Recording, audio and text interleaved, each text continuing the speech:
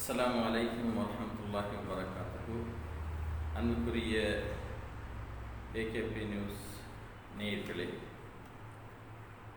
எமது இரண்டாவது தினம், அதாவது 20 ஹதீஸ்கள் 10 தினங்கள் கற்பிக்கப்படுகின்றது.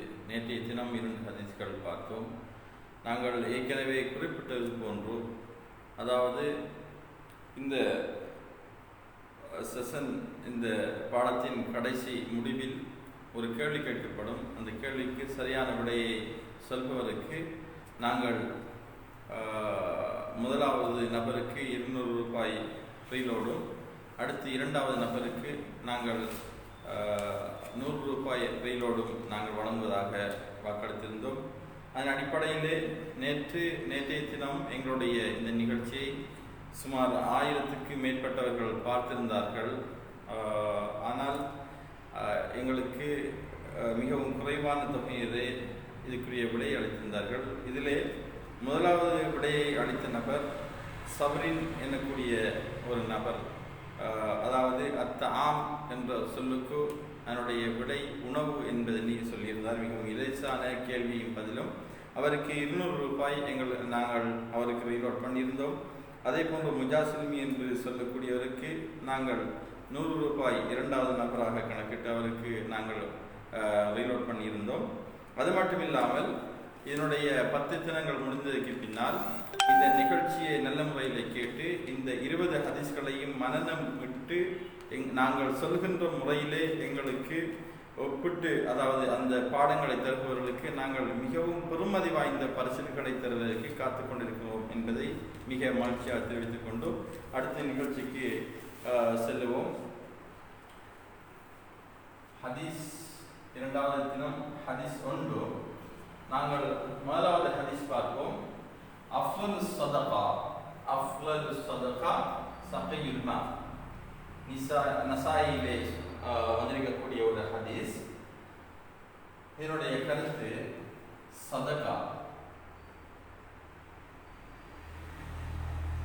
சதகாவில் மிக சிறந்தது. அஃலல் என்றால்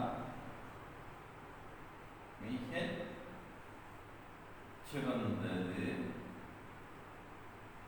அல்லது மிகச்சிறந்த சதகாவாகிறது சகையுல் மா. சகி என்றால் நீர் புகட்டுவது. அல் மா என்றால் இந்த இடத்திலே தண்ணீர். நீர் புகட்டுவது சதகாவில் ஆக சிறந்த ஒரு அமல் என்று ரசூலுல்லாஹி ஸல்லல்லாஹு அலைஹி வஸல்லம் அவர்கள் கூறினார்கள். நீர் புகட்டுவது.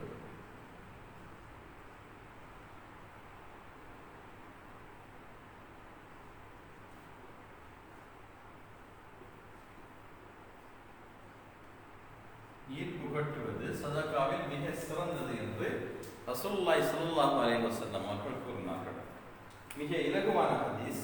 இதனை பாடமிடுவது ஆக சிறந்து. அஃலல் என்றால் மிக சிறப்பானது, ஆக சிறந்தது. சதகா என்றால் அனைவருக்கும் தெரியும், அதாவது கொடை கொடுத்தல். நாங்கள் தர்மம் செய்வதில் மிக சிறந்தது. சகை என்றால் சகையுல் மா என்றால் நீரினை புகட்டுவது. நீர் புகட்டுவது ஆக சிறந்த ஒரு சதகாவில் சிறந்த ஒரு நன்மையான காரியம் என்று ரசூலுல்லாஹி ஸல்லல்லாஹு அலைஹி வஸல்லம் சொன்னார்கள். இந்த ஹதீஸினுடைய விளக்கத்தை நாங்கள் சுருக்கமாக பார்ப்போம் என்றால், இந்த உலகத்திலே மனிதர்கள் மிகவும், அதாவது இந்த ஹதீஸ்கள் சொல்லப்படுவது ஆக கூடிய கூலியை எங்களுக்கு பெற்றுத்தரக்கூடிய ஒரு அமல் இருக்கணும் என்றால் அது நீர் புகட்டுவது என்று சொல்லப்படுகின்றது. ஏனென்றால் இன்று நாங்கள் பார்க்கின்றோம், உணவை பற்றி பேசுகின்றோம், கல்வியை பற்றி பேசுகின்றோம். ஆனால் இந்த உலகளாவிய ரீதியிலே தண்ணீர் தான் ஆக பெரும் பஞ்சமான ஒரு பொருளாக இருந்து கொண்டிருக்கின்றது. எத்தனையோ நாடுகளில் உண்ணுவதற்கு ஏதாவது ஒன்றை பிடித்து விடுவார்கள், ஆனால் தண்ணீர் கிடைக்க மாட்டாது. என்று எங்களுக்கு தெரியும், ஐரோப்பிய நாடுகளில், ஆப்பிரிக்க நாடுகளில் பார்க்கின்றோம், தண்ணீர், அதாவது குட்டைகளிலே மிகவும் மோசமான தண்ணீரை அந்த சிறுவர்கள் தனது வாயினால் உறிஞ்சு குடிப்பார்கள். ஆகவும் மோசமான தண்ணீர் நாங்கள் பக்கத்தில் கூட எடுக்க மாட்டோம். அந்த அளவு கஷ்டமான ஒரு பொருள் தான் உலகத்திலே தண்ணீர். அல்லாஹ் சுப்ஹானஹு வ தஆலா உலகத்தை படைத்து எங்களுக்கு, அதாவது மெஜாரிட்டி உலகத்துடைய பரப்பளவிலே எங்களுக்கு 2 பங்கு தண்ணீராக இருக்கின்றது. ஆனால் குடிப்பதற்கு உகந்த நீர் எல்லா இடத்திலும் இல்லை. ஏன்? எமது நாட்டை பொறுத்தவரை நாங்கள் ஒரு சிறிய கணக்கெடுப்பின் பிரகாரம் சிறிய காலத்துக்குள் இந்த ஒரு வாரத்துக்குள் ஒரு மாதத்துக்குள் ஒரு வேண்டுதல் அடிப்படையில் நாங்கள் நீர் தேவையானவர்களுக்கு நாங்கள் ரிக்வெஸ்ட் பண்ணுமாறு கேட்டிருந்தோம். நாங்கள் ஊரிலே கேட்டிருந்தோம், அக்கரைப்பட்டில். ஆனால் முழு இலங்கையிலிருந்து கோல் வருகின்றது. காலையில் எழுப்பினால் கோல் தருவார்கள், இரவிலே கோல் தருவார்கள். நாங்கள் இத்தனை குடும்பங்கள் இருக்கின்றோம், நாங்கள் தண்ணீர் தேவை என்றால் இத்தனை கிலோமீட்டர் நாங்கள் நடந்து சென்றெடுக்க வேண்டும். இது எங்கும் இல்லை, ஆப்பிரிக்காவிலும் இல்லை, இந்த இலங்கையிலே மலை நாடு, கடல், குளம், ஆறுகள் இருக்கக்கூடிய இந்த நாட்டிலே தண்ணீர் பஞ்சமானவர்கள். அதாவது தண்ணீர் இருக்கின்றது, ஆனால் குடித்துக் கொள்ள முடியவில்லை. குடிப்பதற்கு கூடாத தண்ணீர் உப்பு நீராக இருக்கும் அல்லது அது கடல் நீராக இருக்கும். ஆக அந்த நீரை குடிக்க முடியாத காரணமாக அவர்கள் நீர் எங்களுக்கு எப்படியாவது ஏதாவது செய்து எங்களுக்கு இந்த ஒரு நீரை எங்களுக்கு பெற்றுத்தாருங்கள் என்று எத்தனையோ கோள்கள் வந்து கொண்டிருக்கின்றன. ஆகவே நாங்கள் எங்களால் முடியுமான வரைக்கும் இந்த உதவியை நாங்கள் செய்வது சதகத்துன் ஜாரியாவாக. நான் அடுத்த ஹதீஸிலே ஒரு விடயத்தை நான் சொல்ல இருக்கின்றேன். அந்த விடயத்திலே நான் இதனை கொண்டு வருகின்றேன், இந்த விடயத்தை கொண்டு வருகின்றேன் இந்த ஹதீஸிலே.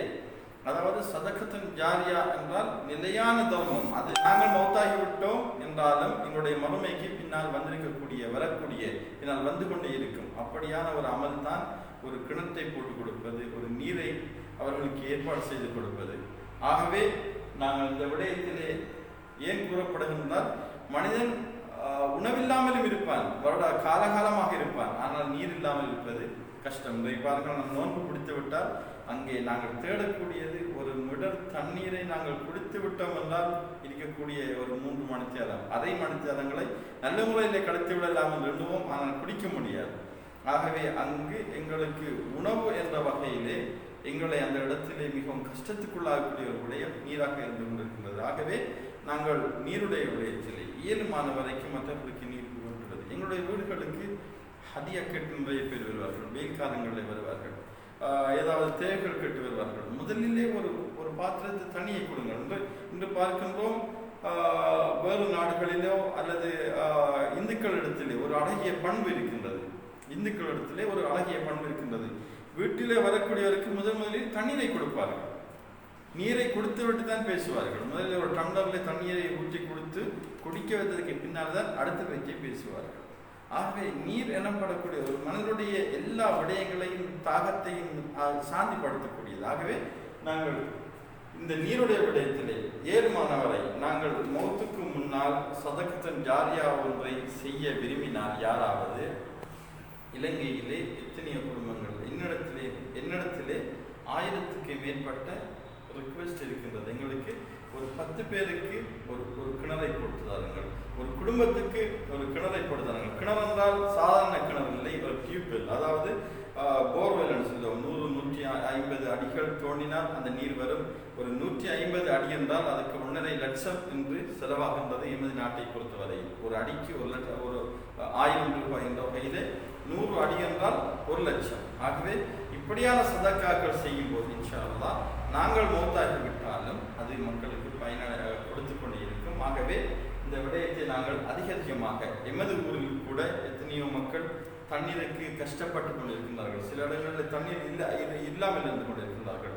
ஆகவே இப்படியான உதவிகளை செய்து கொடுப்பது, அது மாத்திரமல்ல, தண்ணீர் தேவை, தண்ணீர் வளைத்து அதாவது சுற்றி போய்கொண்டிருக்கும், அதனை எடுத்து குடிப்பதற்கு கஷ்டமான, அதாவது ஒரு 20,000 ரூபாய் அதனை கொடுத்து அந்த வாட்டர் சப்ளையிலிருந்து தண்ணீரை பெற்றுக்கொள்வதற்கு கஷ்டமானவர்கள் இருப்பார்கள். ஆகவே இன்றைய எத்தனையோ பேர்கள் நல்லுள்ளம் கொண்டவர்கள் இதனை செய்து கொண்டிருக்கிறார்கள். ஆகவே ஏழுமானவரை அப்படியானவர்களுக்கு யாராவது ஏழைகள் இருப்பார்கள் என்றால் அவர்களுக்கு அந்த நீரை குடிப்பதற்கு நாம் ஒரு வாட்டர் சப்ளை லைன் ஒன்றை எடுத்துக் கொடுப்பது, ஆக கூடினால் 20, 22,000, 25,000 எங்களுக்கு செலவு போகலாம் எமது ஊரை பொறுத்தவரை. ஆகவே அப்படியான ஒரு உதவி செய்து கொடுப்பது, இது காலத்துக்கு நாங்கள் மௌத்தாக்கி விடுவோம், அந்த மௌத்துக்கு பின்னால் வரக்கூடிய ஒரு அமலாக, ஒரு நன்மையாக எங்களுக்கு காணப்படுகிறது. ஆகவே இந்த ஹதீஸை நன்றாக இன்னொரு முறை பாருங்கள். அஃலல் சதக்கா, சதக்காவிலே ஆக சிறந்தது சஃபியுல் மா, அதாவது நீர் புகட்டுவது. இந்த ஹதீஸினுடைய விளக்கத்தை சொல்லிவிட்டு ஹதீஸுடைய கருத்தை சொல்லிவிட்டு, ஆகவே நாங்கள் இன்ஷா அல்லாஹ் இந்த ஹதீஸிலிருந்து ஒரு கேள்வியை எடுப்போம். ஆகவும் இலகுவான கேள்வியை. அதுக்கு பின்னால் நாங்கள் 10 நாட்கள் முடித்ததுக்கு பின்னால் இந்த ஹதீஸ்கள் மனநமிட்டு தருபவர்களுக்கு ஆகவும் பெருமதியான ஒரு பரிசை தருவதற்கு நாங்கள் காத்துக்கொண்டிருக்கின்றோம். ஆகவே 7 மாணவரை இதனை நாங்கள் மனநமிட சொல்லுவது போட்டிக்காகவோ அல்லது பரிசுக்காகவோ அல்ல. முஸ்லீம் என்ற வகையில் ரசூலுல்லாஹி ஸல்லல்லாஹு அலைஹி வஸல்லம் உடைய 10 ஹதீஸ்கள் சரி உள்ளத்திலே நாங்கள் பொதிந்திருக்க வேண்டும். எமது உள்ளத்திலே 10 ஹதீஸ்கள் சரி பாடமாக மனமற்றிருக்க வேண்டும். ரசூலுல்லாஹுடைய இது வாக்குகள் என்று நாங்கள் பேச எடுக்கின்றோம். அல்லாஹ் தஆலாவை பற்றி பேசுவதற்கு நினைக்கின்றோம். எதனை பேசுவது? பேச தெரியாமல் இருக்கின்றோம்.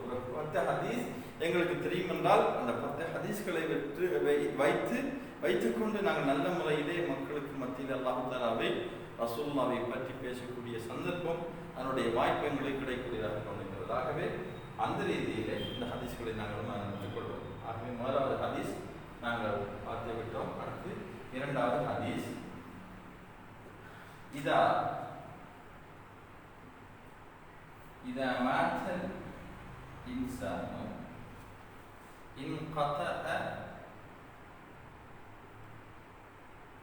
انقطع عنه عمله إلا من 3: صدقة جارية أو علم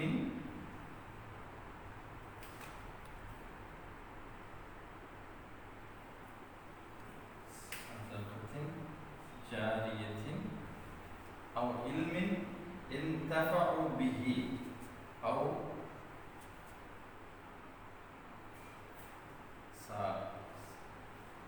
صالح يدعو له. அதாவது இதா மாத்தல் இன்சான், ஒரு மனிதன்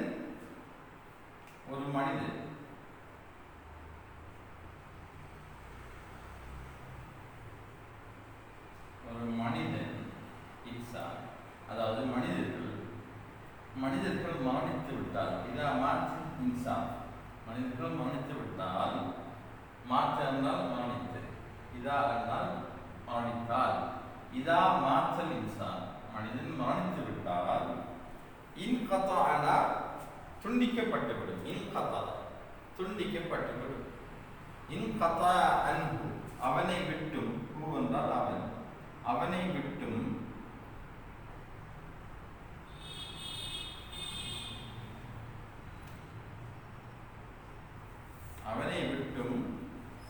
துண்டிக்கப்பட்டுவிடும். அமலு, அவனுடைய அமல்கள், என்றால் அவனுடைய அமல்கள் அவனை விட்டும் துண்டிக்கப்பட்டுவிடும். ஒரு மனிதன் மரணித்து விட்டால் அவனை விட்டும் அவனுடைய எல்லா அமல்களும் தற்போது துண்டிக்கப்பட்டுவிடும். இவன் உலகத்திலே அனுபவித்தது, அவன் ஆண்டது, அவன் உண்டது, அவன் செய்த ஏனைய அமல்கள் என்றால் அனைத்து விடயங்கள், அவனுடைய வேலைகள் அனைத்தும், அது நன்மையான காரியங்கள், அதாவது அல்லாஹ் தஆலாவை தொழுவது, சதகா செய்வது, ஜகாத் கொடுத்தது, அவன் செய்த திக்ர்கள் அனைத்துமே அந்த இடத்திலே இன்கதா, அது துண்டிக்கப்பட்டுவிடும். இல்லா மின் ஸலாத், அதாவது 3 விடயங்களை தவிர, இல்லாமல் தவிர, 3 விடயங்களுக்கு தவிர, 3 விடயங்கள் மட்டும் அவனுக்கு பின்னால் வரும். அதாவது மனிதன் மரணித்து விட்டால், கண்ணை மூடிவிட்டான் என்றால் மரணம் வந்துவிடும். மரணம் வந்துவிட்டால் கண்ணை மூடிவிடுவான். இதுக்கு பின்னால் அனைத்தும் அவனுடைய பிள்ளைகள், அவனுடைய மனைவி, அவனுடைய சொத்துக்கள், அவன் உலகத்திலே என்று பாருங்கள், நாங்கள் எதற்காக வேண்டியெல்லாம் முடித்திருக்கின்றோமோ அவை அனைத்து விடயங்களும் எங்களை விட்டும் நின்றுவிடும். அந்த இடத்திலே துண்டிக்கப்பட்டிருக்கிறோம். இப்பொழுதோ 3 விடயங்கள், நாங்கள் மௌத்தாகி கபருக்கு போனாலும் கபரில் இருந்து கொண்டிருப்போம். அந்த மையத்தை வைத்து விட்டதுக்கு பின்னால் 3 விடயங்கள் தொடர்ச்சியாக வந்து கொண்டே இருக்கும். முதலாவது சதகத்தின் ஜாரியா, நிலையான தர்மம். சதகா இரண்டு வகைப்படும். முன்பு நாங்கள் ஒருவருக்கு ஆள் சாப்பிடல, ரோட்டில் போனோம், ஒருத்தர் பசியோட சாப்பாடை வாங்கி கொடுத்தோம். இது அந்த சதக்கா அந்த இடத்திலேயே முடிந்து விடுகிறது. அந்த நன்மை அவருக்கு உண்டு, அந்த நன்மை மறுமையிலே வந்து சேரும். ஆனால் தொடர்ச்சியாக வர மாட்டார், தொடர்ந்து வரக்கூடிய சாத்தியம் இல்லை, அதனுடன் முடிந்து விட்டது. ஒரு பொருளை வாங்கி கொடுப்போம், அந்த பொருள் இடத்திலே முடிந்து விட்டது. மனைவிக்கு உணவு கொடுப்போம், பிள்ளைகளுக்கு உணவை கொடுத்தோம், கொடுக்கும் வரைக்கும் எங்களுக்கு நன்மை வந்து கொண்டே இருந்தது. எப்பொழுது மன்னித்து விட்டோமோ கொடுத்த உணவுடன் அந்த நன்மைகள் அனைத்தும் துண்டிக்கப்பட்டுவிட்டன. சொத்துக்களை சேர்த்து வைத்திருந்தோம், சொத்துக்களை கொண்டு நாங்கள் பிள்ளைகளுக்கு நாங்கள் நல்ல உடைகள் வாங்கி கொடுத்தோம், நல்ல முறையிலே கவனித்தோம், அந்த சொத்துக்கள் அனைத்தும் அந்த இடத்திலே முடிந்து விட்டது. மரணத்துக்கு பின்னால் வர மாட்டார்.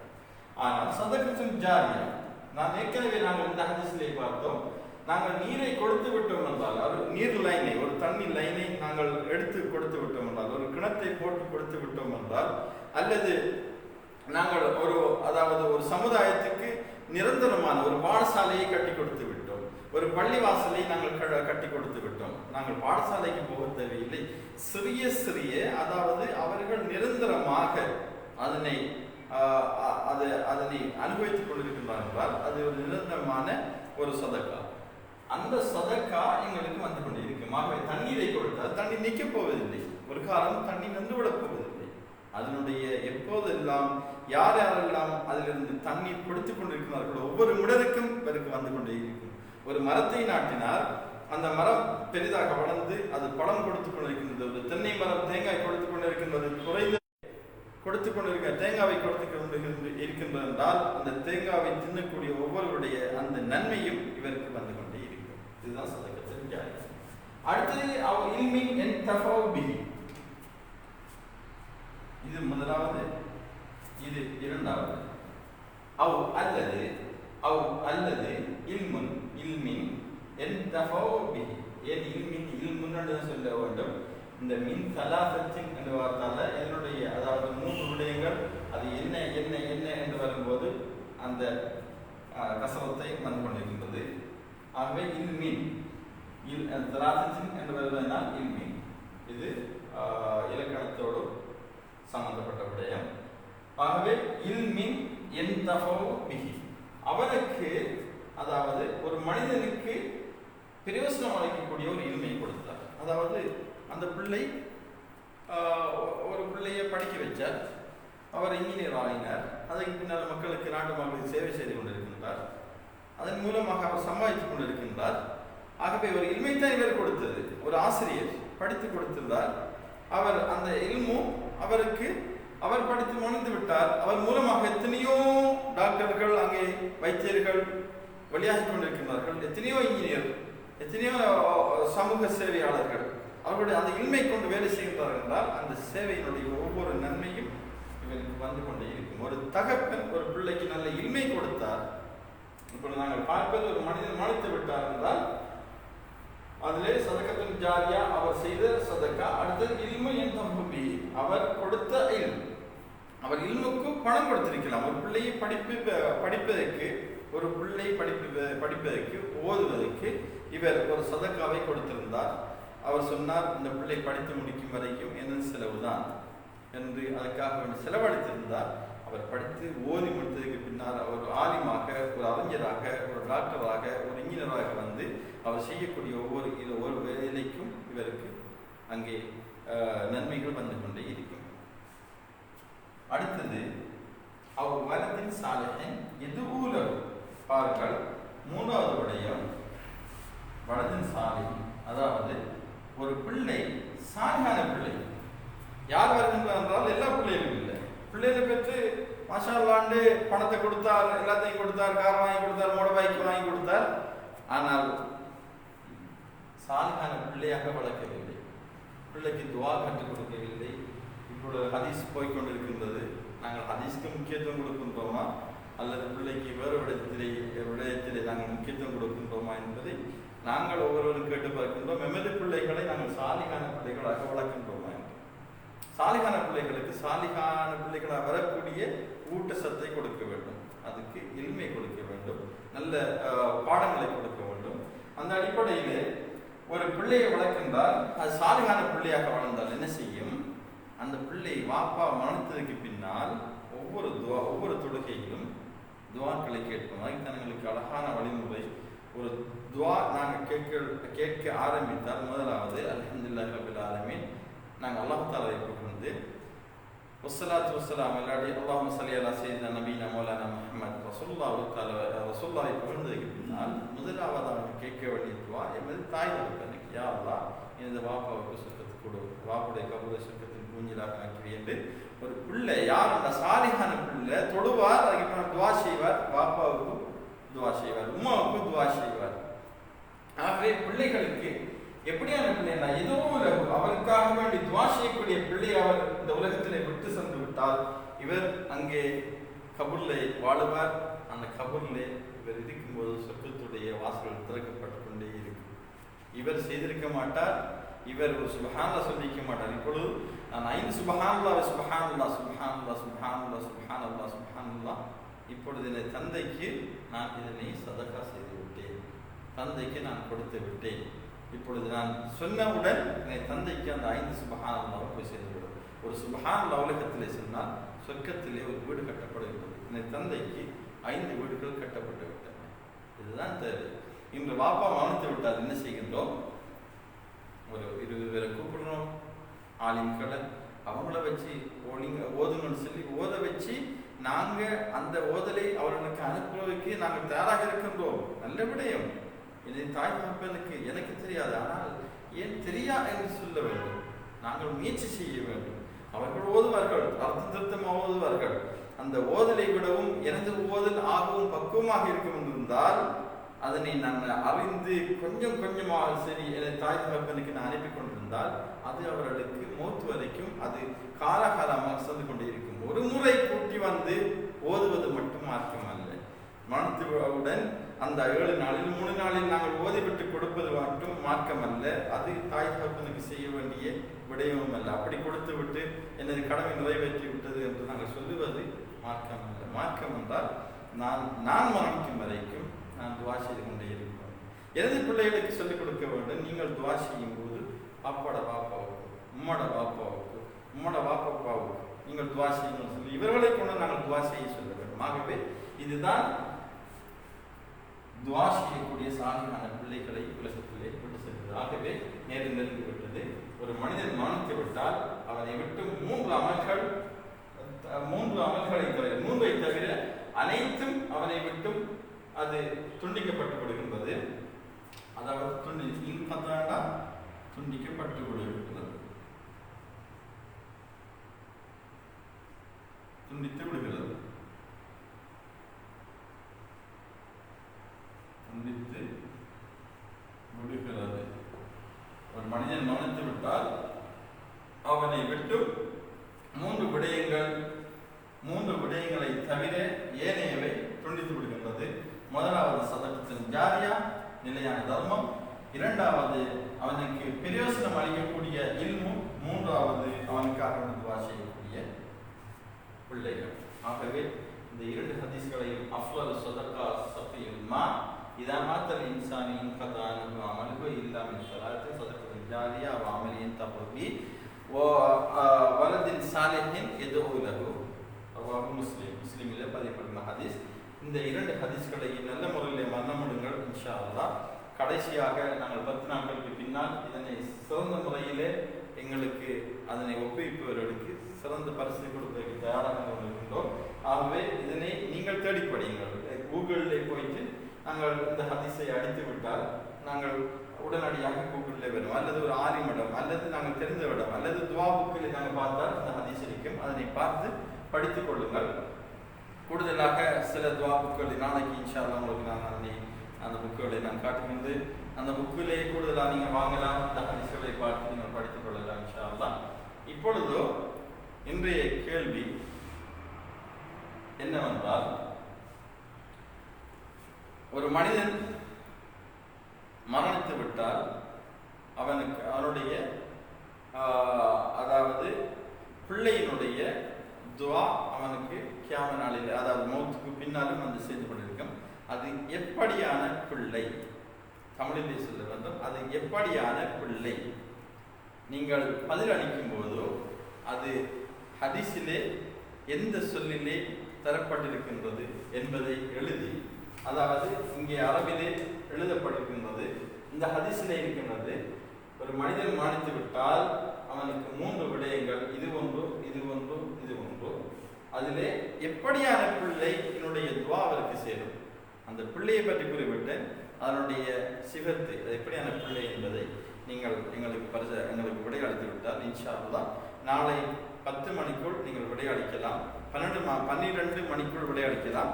நாங்கள் நாளை இரவு இன்ஷா அல்லாஹ் அதுக்குரிய பரிசுத்தாளரை நாங்கள் இந்த இடத்தில் நாங்கள் சொல்லி வைப்போம். ஆகவே அதிகமாக இந்த துவாக்களை கேளுங்கள், மரணம் விடுங்கள்.